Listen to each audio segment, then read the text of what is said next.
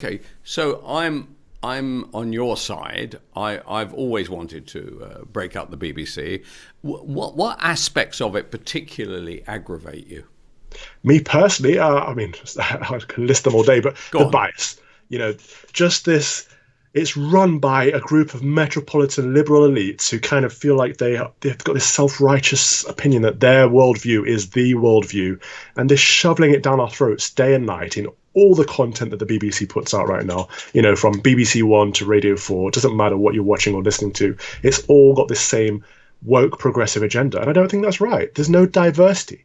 Yet at the same time, they're splashing money around on diversity, in inverted commas there, of the superficial variety. They want more brown faces. They want to look like they're diverse, but they don't want any true diversity of thought and opinion. And that's what grates on me, to be honest with you, Kelvin. It, isn't it also true? I mean, I would fund some aspects of the BBC. And I just don't. I think they should be out of the entertainment's business, and let's leave that to other people who are better at doing it and believe in it more. Isn't it also true that this wokedom applies to all the media now? For instance, I think the Sun has gone down that route.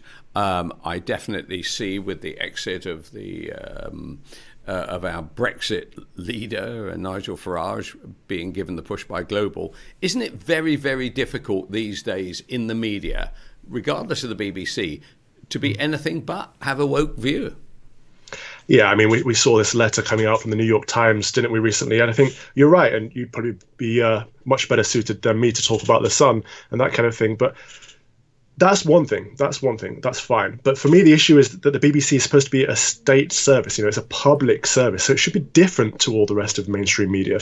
They should be there to inform and entertain us. And at the moment, I don't feel like I'm informed or entertained. I feel like I'm lectured to.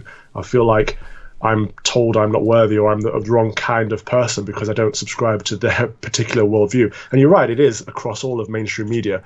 But we should be holding the BBC to a higher standard than the rest. Okay, and so the other issue we all face is that we've got to pay our £157.50 or we go to jail. I mean, not only do you have to listen to this crap, you actually have to pay for it as well for fear of going to prison.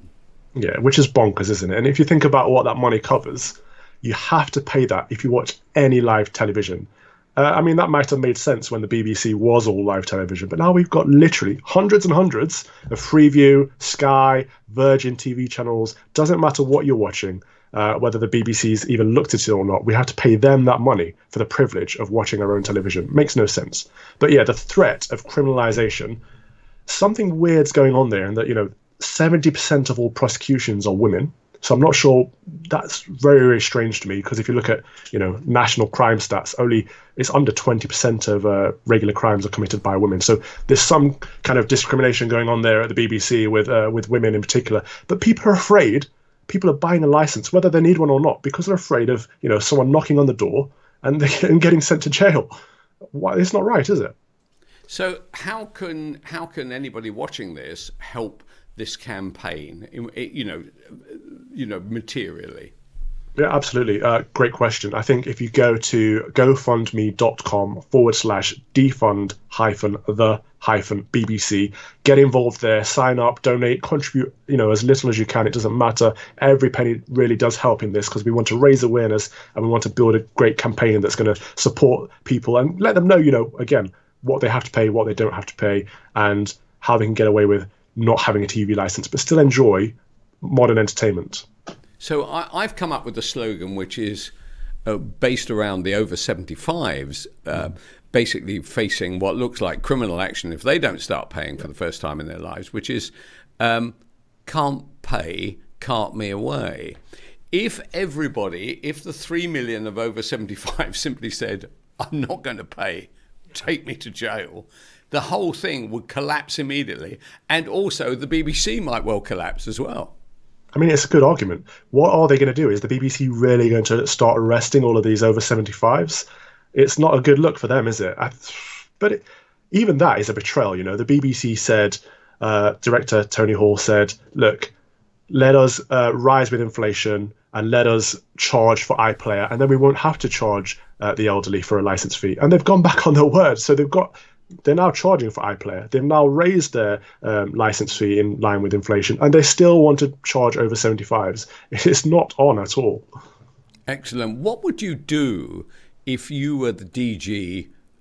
In a surprise announcement, Kelvin Robinson was made Director General of the BBC.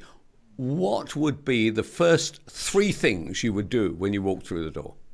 Oof. Okay, I'd probably get rid of all the metropolitan liberal elites in there. I'd hire. Well, hold on a second. There'd be nobody left. Absolutely. Get rid of you wouldn't be able to employ anybody. Get rid of them all. I would hire a whole new suite of diverse thinkers from different backgrounds, from different ends of the political spectrum, and I'd focus on, the BBC used to have great material from, John Benjamin talking about his love of churches to, the old-fashioned Tomorrow's World and things like that. I'd focus on high-quality content that no one else can do, because the commercial outlets are chasing numbers, they're chasing ratings. The BBC doesn't have to do that. So what I would say is, look, we need to do something different. Let's stop chasing reality TV programs that everyone else is doing and soap operas and all of that nonsense, and let's focus on the core public service that the BBC was set up to be. And I'd also probably have a look at the business model as well. There's a global audience there, and we've got hundreds and hundreds of, we've got literally decades of archives filled up of great content. What's happening with it? What's being done? Would you still have a criminalised license fee?